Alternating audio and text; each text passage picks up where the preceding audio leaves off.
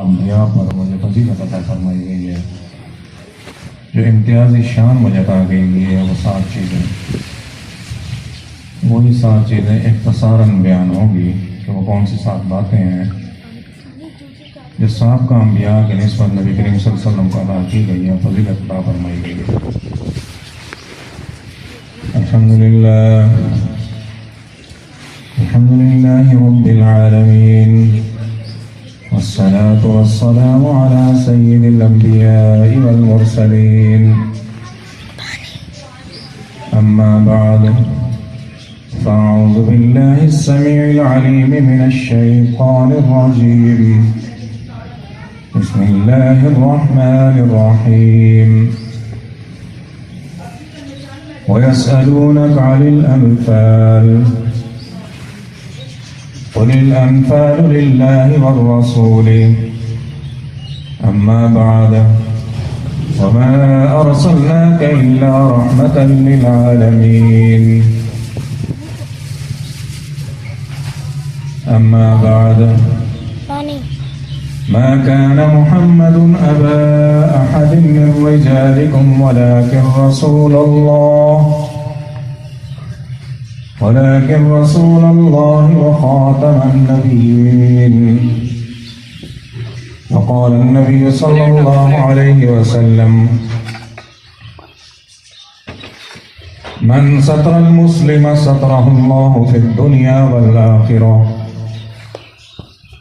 وقال النبي صلى الله عليه وسلم من نسي الصلاة علي فخطي طريق الجنة، صدق الله العلي العظيم وصدق رسوله النبي الكريم الأمين، ونحن على ذلك لمن الشاهدين والشاكرين، والحمد لله رب العالمين۔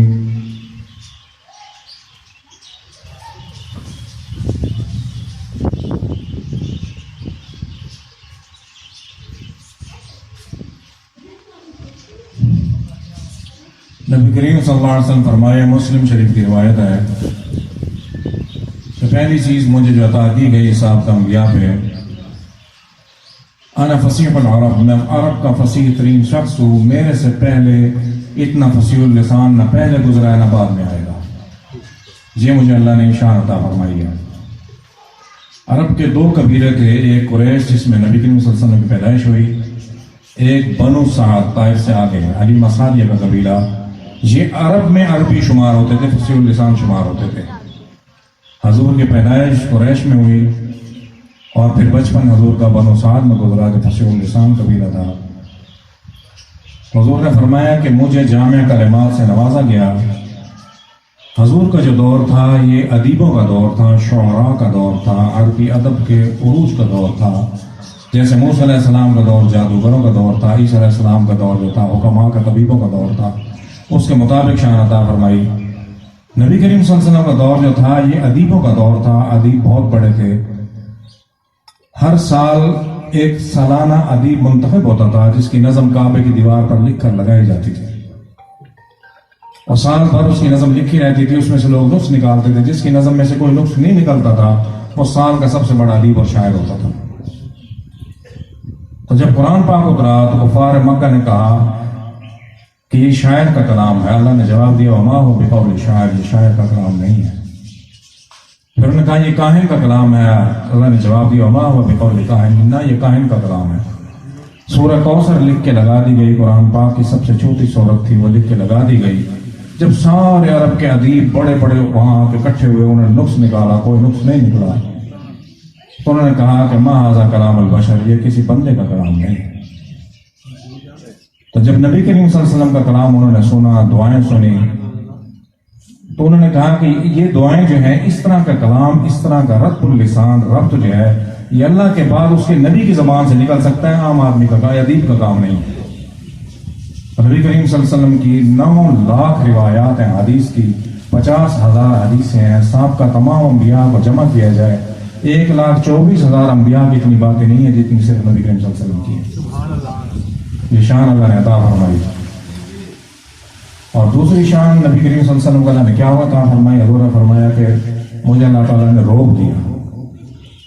حضور کا اتنا روب تھا کہ جب تبوک سب سے دور دراز سفر ہے، مارکا ہے، مدینہ منورہ سے 1500 کلومیٹر یروشلم ہے، 1200 کلومیٹر کے فاصلے پر تبوک ہے. جب ہرکل کو معلوم ہوا کہ حضور فوجیں لے کے آ رہے ہیں، تبوک میں جا کے خیمہ زن ہوئے، حضور کا روب اتنا ہوتا تھا کہ ایک ماہ کی مسافر تک حضور کا روب ہوتا تھا. حضور گھر سے نکلے، یروشلم میں ہرکل کے دل میں روب بیٹھ گیا. اتنا روب ہوتا تھا. روب کے ذریعے حضور نے فرمایا کہ میری مدد کی گئی. اور دوسرا روب اتنا ہوتا تھا کہ جو شخص حضور کو آ کے دیکھ لیتا تھا وہ ایک مہینے تک اس کے دل سے حضور کا خوف نہیں جاتا تھا. یہ اللہ نے شان عطا فرمائی نبی کریم صلی اللہ علیہ وسلم کو. جب تبوک میں فوجیں لے کے حضور خیمہ زن ہوئے، ہرکل فوجیں لے کے دمشق سے نکلا، جب اس کو پتہ چلا کہ حضور تبوک میں تشریف فرما، اپنے فوجوں کو واپسی کا حکم دے دیا. اس کے جرنیلوں نے کہا کہ ہم تو بہت زیادہ تعداد میں اور ہم بہت طاقتور ہیں، اور یہ تو معمولی ہے، نہ ان کی کوئی باقاعدہ فوج ہے، یہ تو مختلف قبائل کے لوگ اکٹھے ہم ان سے مقابلہ کر سکتے ہیں. ہرکل نے کہا کہ میں جانتا ہوں کہ وہ اللہ کے سچے نبی ہیں، جس کی انگلی کا اشارہ زمین سے بیٹھ کے عرش تک، فرش سے لے کے عرش تک چاند اس کے اشارے سے 2 ٹکڑے ہو سکتا ہے. اگر اس نے زمین کو اشارہ کر دیا زمین پھٹ جائے گی، ہم دھس جائیں گے. اللہ کے نبی سے مقابلہ نہیں ہو سکتا. فوجیں واپس کر دمشق سے باہر نکلا اور فوجیں لے کے وہاں سے واپس ہو گیا. جب واپس ہونے لگا تو گھوڑے سے نیچے اترا، اس نے زمین کو بوسہ دیا. جرنیلوں نے پوچھا کہ کیوں زمین کو بوسہ دے رہے ہو؟ انہوں نے کہا کہ میں دیکھ رہا ہوں کہ حضور کے قدم تبوک میں پہنچ گئے ہیں، ان کے غلاموں کے قدم ان قریب دمشق میں پہنچ جائیں، یہ زمین ہم سے چلی جائے گی. وہی ہوا کہ عمر فاروق رضی اللہ عنہ کے دور میں زمین ان سے چلی گئی. دمشق آج تک مسلمانوں کے پاس ہے. اور تیسرا حضور نے فرمایا کہ مجھے میری مال غنیمت میرے لیے حلال کیا گیا. سورہ انفال اسی لیے اتری. بدر کا پہلا مارکا تھا تو صحابہ 3 حصوں میں تھے. ایک حصہ وہ تھا جس نے کہا کہ ہم نے حضور کی حفاظت فرمائی، یہ حق ہمارا ہے. دوسرے حصے نے کہا کہ آگے بڑھ کر تو ہم لڑیں، حق ہمارا ہے. تیسرے حصے نے کہا کہ ہم تمہاری پشت پر رہے ہیں، ہماری وجہ سے تمہیں فتح ہوئی ہے. تو حضور خاموش ہو گئے. پہلا مارکا تھا غزوہ بدر کا.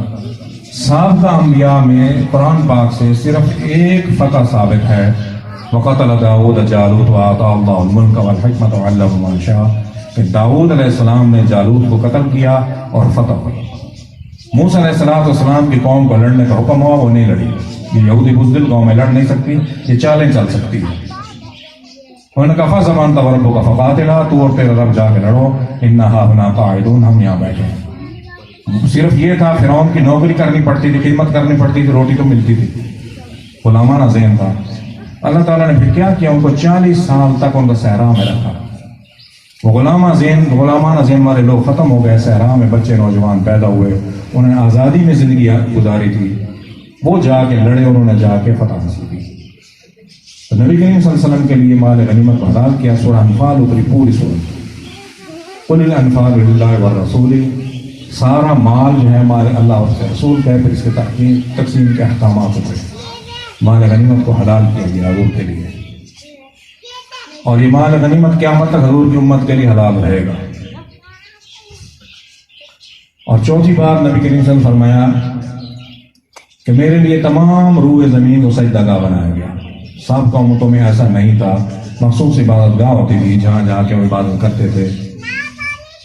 نماز شروع سے رہی ہے. مریم کو حکم ہوا یا مریم اقنتی لربکی واسجدی وارکعی مع الراکعین، اے مریم رکوع کرو، سجدہ کرو سجدہ کرنے والوں کے ساتھ. یہ سجدہ رکوع شروع سے رہا ہے آدم علیہ السلام سے، لیکن عبادت گاہیں مخصوص ہوتی تھی. نبی کریم صلی اللہ علیہ وسلم کو یہ شان عطا کی گئی. شیخ سعدی نے لکھا ہے کہ مسجد او شد ہما روئے زمین، یہ اللہ نے شان عطا فرمائی کہ سارے روئے زمین سجدہ گاہ بنا دی نبی کریم صلی اللہ علیہ وسلم کے لیے. اور اس کے بعد نبی کریم صلی اللہ علیہ وسلم کو تمام مخلوق کی طرف، ساری مخلوق کی طرف نبی بنا کر بھیجا گیا. جیسے قرآن پاک ہے تورات دی گئی تھی تو اللہ تعالیٰ نے حکم دیا وَآتَيْنَا مُوسَى الْكِتَابَ، ہم نے دی موسیٰ کو کتاب، ہدی لبنی اسرائیل، جو کہ ہدایت تھی بنی اسرائیل کے لیے. اور قرآن پاک کے بارے میں کیا فرمایا اللہ تعالیٰ نے؟ إِنَّ هَٰذَا الْقُرْآنَ يَهْدِي لِلَّتِي هِيَ أَقْوَمُ، یہ قرآن ہدایت ہے تمام اقوام عالم کے لیے. قیامت تک جو قومیں آتی رہیں گی، چاہے عربی ہوں، چاہے اجمی ہوں، چاہے چینی ہوں، چاہے رشین ہوں، سب کے لیے ہدایت ہے یہ قرآن. تو اسی طرح نبی کریم صلی اللہ علیہ وسلم کو تمام مخلوقات کی طرف نبی بنا کر بھیجا گیا. جنات کا ایمان لانا، قل اوحی الی انہ استمع نفر من الجن، مکہ مکرمہ سے تھوڑا باہر نکلیں تو مسجد جن ہے، یہاں نبی کریم صلی اللہ علیہ وسلم صبح کی نماز پڑھا رہے تھے تو جنات کی جماعت وہاں سے گزری، انہوں نے قرآن سنا اور وہ اتر آئی اور جا کے ایمان لے آئی۔ اپنی قوم کو جو جا کے انہوں نے بتایا وہ جبریل آیتیں لے کے آئے، وہی لے کے آئے، قل کہہ دیں ان کو اوحی الی، مجھے وحی آئی ہے، نفر من الجن، جنات کی ایک جماعت یہاں سے گزری تھی۔ اپنی قوم کو جا کے انہوں نے کہا فقالوا انا سمعنا قرآنا عجبا، ہم نے قرآن سنا جو عجیب، اس سے پہلے ایسی کلام نہیں سنی، یہدی الی الرشد، ہدایت ہی ہدایت اور روشنی روشنی اس میں، فآمنا بھی، ہم ایمان لے کے آئے اس پر، ولن نشرک بربنا احدا، اور رب واحد کے ساتھ ہم کسی کو شریک نہیں ٹھہرائیں گے۔ جنات کا ایمان لانا بھی قرآن پاک سے نبی کریم صلی اللہ علیہ وسلم پر ثابت ہے کہ تمام مخلوقات کی طرف نبی بنا کر بھیجا گیا۔ اور چھٹی بات، حضور نے فرمایا کہ میں خاتم النبیین ہوں، میرے بعد کوئی نبی نہیں آئے گا، میں نبیوں کا ختم کرنے والا ہوں۔ جب یہ آیت اتری سورہ احزاب کی، نبی کریم صلی اللہ علیہ وسلم نے آیت پڑھ کے سنائی، ما کان محمد ابا احد من رجالکم، کسی مرد کے باپ نہیں، حضور کے 4 بیٹے ہوئے تھے لیکن بچپن میں دنیا سے چلے گئے، اللہ نے لے لیے تھے۔ رجل کا اطلاق مرد بالغ پر ہوتا ہے، بچے پر نہیں ہوتا، لیکن اللہ کے رسول ہیں، ولا کے رسول اللہ وخاتم النبیین، نبیوں کے ختم کرنے والے، ان کے بعد کوئی نبی نہیں آئے گا۔ تو جب آیت اتری تو صحابہ نے عرض کی حضور آپ کے بعد کوئی نبی نہیں آئے گا، تو 200 روایتیں ہیں ختم نبوت کی،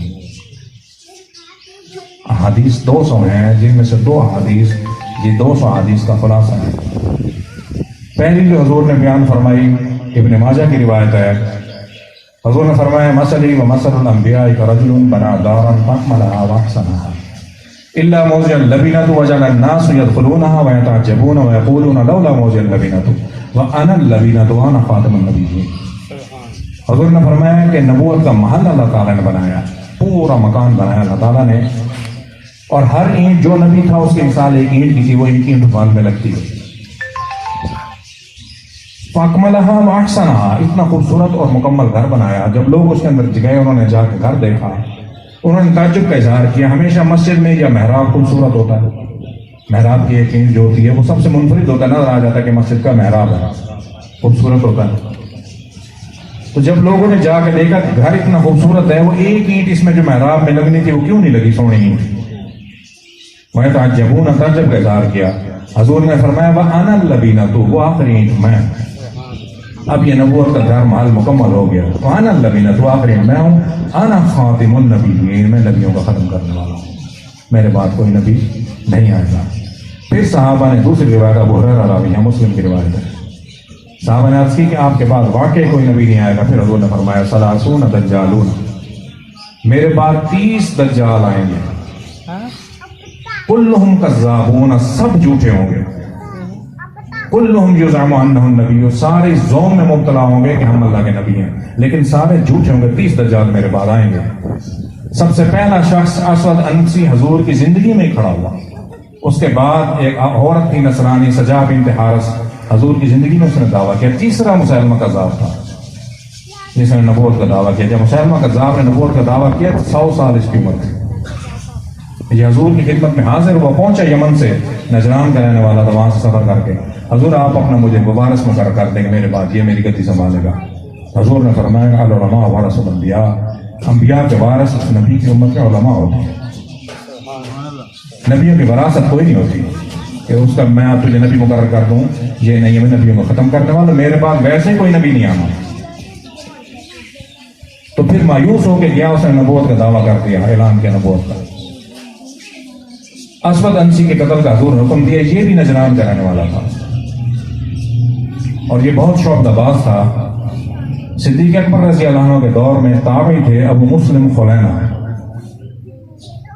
وہ مسجد نبی میں آئے۔ ابو مسلم خلینہ وہ تھے، جب مسجد نبی میں آئے، حضرت عمر نے دیکھا کہ ایک شخص نماز پڑھ رہا ہے، ظہر کی نماز ہے، جماعت ہو چکی تھی، لباس سے معلوم ہو گیا کہ یہ یمن کا رہنے والا ہے۔ عربیوں میں لباس کا فرق ہے، جیسے ہمارے یہاں فرق ہے، بلوچی معلوم ہو جاتا ہے، پٹھان معلوم ہو جاتا ہے۔ انہوں نے کہا کہ یہ یمن کا رہنے والا ہے۔ نماز سے فارغ ہو گئے، حضرت عمر بیٹھے رہے، نماز کے بعد پوچھا حضرت عمر نے انت یمانی، آپ یمن کے رہنے والے؟ کہا میں یمن کے رہنے والے۔ انت معلوم ابو مسلم خلینہ؟ انہوں نے کہا میں جانتا ہوں۔ ابو مسلم خلینہ جانتے کون؟ کہ میں جانتا ہوں۔ عمر سمجھ گیا کہ دانشور سے سمجھنے کا یہی ابھی مسلم کو لانا نہ ہو، ان کا کو مسلم نے کہا کو صدیق اکبر گھر میں بیرولہ علیہ تشریف لے گئے تو ان کو بلایا گھر سے، صحابہ کو مسجد نبی میں جمع کیا گیا گھر سے بلا کے، ابو مسلم فلانا کو کہا کہ بتاؤ تیرے ساتھ اسود انسی نے کیا سلوک کیا؟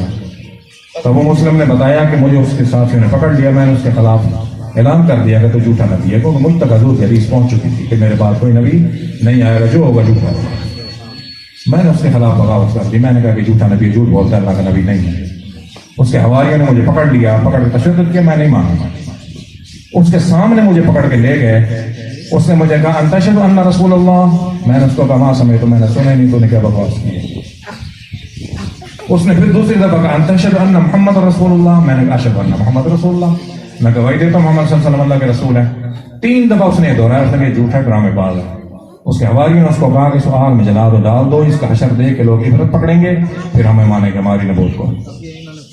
مجھے کمرے میں بند کر دیا انہوں نے، مجھے نہیں معلوم تھا، آگ جلائی گئی، بہت بڑی آگ جلائی گئی، مجھے نکال کے لے کے جانے لگے۔ میں نے کہا کہاں لے کے جا رہے ہو؟ ان کو وہ دیکھ سامنے آگ جل رہی تو اس میں آگ میں ڈالیں گے۔ میں نے کہا مجھے چھوڑ دو، میں خود چل کے آگ میں جاؤں گا۔ کل تاریخ یہ نہ لکھے کہ نبی کریم صلی اللہ علیہ وسلم کا حضور کا غلام تھا، اس کو گھسیٹ کے آگ میں ڈالا گیا تھا، آگ سے ڈر گیا تھا، میں ڈرتا نہیں۔ جس نبی کا میں نے کلمہ پڑھا ہے وہ جہنم کی آگ جو اس دنیا کی آگ سے 70 گنا زیادہ طاقتور ہے، یہ کلمہ مجھے اس آگ سے بچانے کے لیے میں نے پڑھا ہے، بچنے کے لیے۔ یہ کلمہ یہ آگ نہیں مجھے جلا سکتی، جس نبی کا میں نے کلمہ پڑھا۔ تو میں خود چل کے آگ میں گیا اور میں کھڑا رہا۔ وہ کافی دیر بعد جب آگ ٹھنڈی انہوں نے دیکھا، انہوں نے کہا دیکھو جل گیا، اور میں کھڑا تھا، آگ سے باہر نکلا ہے۔ میں نے کہا دیکھ لیا۔ اس کے حواریوں نے اس کو کہا کہ اس کو چھپا دے، ادھر ادھر کہیں بھیج دے، تیری نبوت خراب کرے گا۔ تو بعد میں نے اس کی خواہ میں گھس کے اس کا گلا دبا کے اس کو مارا۔ جب اس کا گلا دبایا تو اس کے نرخرے سے آوازیں نکلنے لگی، اس کا دربان اندر بھاگا، تو اتنی دیر میں اس کا گلا دبا چکا تھا، میں باہر نکلا۔ میں نے دربان کو کہا کہ اندر نہ جا، تیرے نبی پہ جبریل آیا، وہی لے کے آؤ، وہ آوازیں وہی کی آ رہی۔ تو میں وہاں سے نکل آیا۔ حضرت عمر نے فرمایا کہ ھذا خلیل الامہ، انبیاء میں خلیل ابراہیم علیہ السلام تھے جن کو آگ میں ڈالا گیا، نبی کریم صلی اللہ علیہ وسلم کی امت کی خلیل بھی ہے۔ اور 7ویں چیز جو نبی کریم نے فرمایا کہ مجھے سب سے بڑی جو شان عطا کی گئی، وہ کیا شان عطا کی گئی؟ مجھے تمام انبیاء کا سردار بنایا گیا، اشرف الانبیاء، تمام نبیوں کا، تمام رسولوں کا میں سردار ہوں، مجھے سردار بنایا گیا۔ یہ 7 شانیں نبی کریم صلی اللہ علیہ وسلم کو امتیازی عطا کی گئی سابقہ انبیاء پر۔ نبی کریم صلی اللہ علیہ وسلم کی حدیث ہے، حضور نے فرمایا، مسلم اور بخاری دونوں میں موجود ہے، اور یہ بہت اہم حدیث ہے، الفاظ معمول ہے لیکن مفہوم بہت بڑا ہے، اس کا تشریح بہت بڑی ہے۔ حضور نے فرمایا کہ من ستر المسلمہ سترہ اللہ فی الدنیا والآخرہ، جس نے کسی مسلمان کا ستر ڈھانپا، یعنی جس کے پاس کپڑے نہیں ہیں، سیدھا معنی یہ ہے کہ اس کو کپڑے لے کے دیے، گھٹنا بھی ڈھکا ہوا ہو، ناف بھی ڈھکی ہوئی ہو، یہ ستر ہے۔ جس نے کسی مسلمان کا نگیج ڈھانپا، اس کو کپڑے لے کے دیے، سترہ اللہ فی الدنیا والآخرہ، اللہ اس کا نگیج ڈھانپیں گے دنیا میں بھی اور آخرت میں بھی۔ پہلا سیدھا معنی یہ ہے۔ دوسرا معنی اس سے بڑا اس حدیث کا، دوسرا معنی یہ ہے کہ کسی کی بچی سے، بچے سے، بہو سے، بیٹی سے کوئی غلطی ہو جائے، غلطیاں سب سے ہوتی ہیں، پارسا کوئی نہیں ہے، تو اس کا ستر رکھیں، پردہ رکھیں۔ آپ ہمارے ہاں کسی کی بچی کا معاملہ ہو، 4 باتیں پلے سے لگا کے اس کو اچھال کے رکھتے ہیں۔ حضور نے فرمایا کہ کسی کی بچی کا کوئی معاملہ ہو جائے تو اس کا ستر رکھیں، پردہ رکھیں، اللہ آپ کی بچیوں کے پردے رکھیں گے۔ یہ معنی اس سے بڑا ہے۔ اور تیسرا معنی اس سے بھی بڑا ہے کہ جب کوئی آپ کا بھائی دنیا سے چلا جائے، اس کی جو بات ایسی آپ کو معلوم ہو جو بیان کے قابل نہیں ہے، تو اس کا پردہ رکھیں، ستر رکھیں، اس کی بات کو اچھالے نہیں۔ اگر دنیا میں ہوگا تو آپ سے آگے پوچھ لے گا آپ نے بات کیسے کی، وہ جب دنیا میں ہے نہیں تو کیسے آپ سے پوچھے گا؟ تو جب آپ دنیا سے جائیں گے، ہر کسی سے کوتاہیاں غلطیاں ہوتی ہیں، جب آپ دنیا سے جائیں گے اللہ آپ کا پردہ رکھیں گے۔ حدیث بہت معمولی، مفہوم اس کا بہت بڑا ہے۔ اور البانی کی روایت ہے، صحیح البانی کی، حضور نے فرمایا من نسی الصلاۃ علیہ فقط یطریق الجنہ۔ جب یہ آیتیں اتری ان اللہ و ملائکۃہ یصلون علی النبی، تو صحابہ نے عرض کی کہ حضور آپ کے اوپر درود لازمی ہے پڑھنا۔ حضور نے فرمایا من نسی الصلاۃ علیہ، جو مجھ پر درود پڑھنا بھول گیا، فقط یطریق الجنہ، وہ جنت کے راستے سے چک گیا، ہٹ کے جنت کا راستہ ہی خطا ہو گیا اس سے۔ درود پاک کی اتنی بڑی فضیلت ہے، تو کم از کم صبح شام اور نہیں پہ ایک تسبیح لازمی درود کی اور تو کثرت سے پڑھا کریں، لیکن جب بھی درود پڑھیں تو درود میں بات گفتگو نہ کریں۔ درود پڑھ لیے 2 دفعہ، پھر 2 باتیں کر لی، اس لیے کہ جو بات زبان سے نکل جاتی ہے وہ لکھ لی جاتی ہے۔ منافقین مدینہ منافقت شروع ہوئی سورہ نساء سے، آ کے حضور کے پاس کیا کہتے تھے؟ ہم مانتے ہیں کہ آپ اللہ کے سچے رسول ہیں۔ بیت طائفۃ منہم غیر الذی تقول، جب باہر نکل کے جاتے تھے حضور سے اٹھ کے باہر جاتے تھے، پھر حضور کے خلاف پالیسیاں بناتے تھے یہودی، اور پھر ساتھ آپس میں یہ کیا کہتے تھے؟ اگر یہ اللہ کے سچے نبی ہوتے تو ان کو پتہ نہ چل جاتا۔ تو پھر جبریل آیتیں لے کے آئے کہ تم کیا سمجھتے ہو کہ تمہیں پتہ نہیں ہے؟ واللہ یکتب ما یبیتون، اللہ لکھ لیتے ہیں جو تم باتیں کرتے ہو۔ اور نبی کریم صلی اللہ علیہ وسلم حکم فارس عنہم، دفع کرو ان کو، وتوکل علی اللہ، اور بھروسہ کرو اللہ پہ، وکفی باللہ وکیلا، اللہ آپ کا کارساز ہے۔ اس لیے جو بات منہ سے نکل گئی وہ فرشتوں نے لکھ دی۔ 2 طرح کی، ایک بات جو منہ سے نکل گئی وہ فرشتے لکھ لیں گے، کرامن کاتبین یعلمون ما تفعلون، اور جو عمل آپ نے کیا، ہاتھ سے اٹھا کے چیز رکھی، پاؤں سے قدم چلے، جو بھی عمل کیا وہ بھی لکھ لیں گے۔ یہ دونوں چیزیں لکھی جائیں گی، جو بات کی وہ بھی لکھی جائے گی، جو عمل کیا وہ بھی لکھا جائے گا۔ تو اسی لیے کم از کم جب نبی کریم صلی اللہ علیہ وسلم کا نام آئے محمد صلی اللہ علیہ وسلم لازمی کہیں۔ حضور نے فرمایا کہ مجھ پر جو جتنا زیادہ درود بھیجے گا قیامت والے دن اتنا میرے زیادہ قریب ہوگا۔ تو درود شریف جو ہے یہ حضور سے، نبی کریم صلی اللہ علیہ وسلم کا اس سے قرب حاصل ہوتا ہے، نوافل سے، تہجد سے، اشراق سے، چاش سے، اس سے قرب الہی حاصل ہوتا ہے، اللہ تعالیٰ کا قرب حاصل ہوتا ہے۔ ہمارے معاشرے میں ایک بہت بڑی خوبی ہے، اگر یہ خوبی نہ ہو تو ہم سب سے اچھے ہو جائیں۔ پہلی خوبی یہ ہے کہ ہم اپنی خامیوں کو خوبیاں سمجھتے ہیں، یہ ہماری سب سے بڑی خوبی ہے۔ اور دوسری خوبی یہ ہے کہ دوسروں کی خوبیوں کو خامیاں سمجھتے ہیں۔ اپنی خامیاں ہمیں خوبیاں نظر آتی ہیں، دوسروں کی خوبیاں ہمیں خامیاں نظر آتی ہیں۔ تو یہ 2 کوالٹیاں ہیں، کوشش کریں کہ یہ دونوں خصوصیات ہمارے اندر سے دور ہو جائیں۔ جب یہ دور ہو جائیں گے ہمیں بھی اللہ تعالیٰ ہدایت عطا فرما دیں گے۔ وآخر دعوانا الحمدللہ رب العالمین۔